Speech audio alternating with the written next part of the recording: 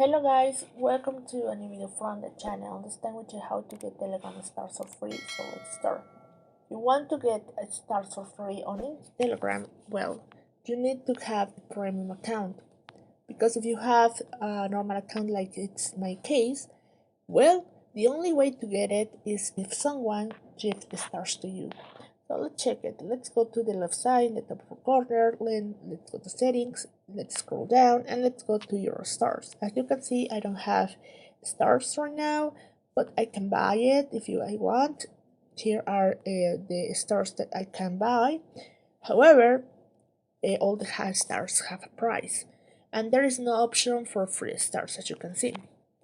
The only way is to someone give you. Also, if you are Telegram Premium, you can get the stars completely free. Of course, you need to check all the message, all the options that you have, and you can subscribe for this price.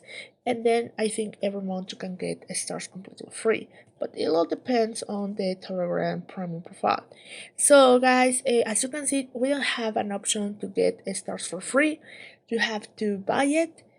But well, I hope this works for you. Thank you for watching this video. Remember to subscribe and give like to this video.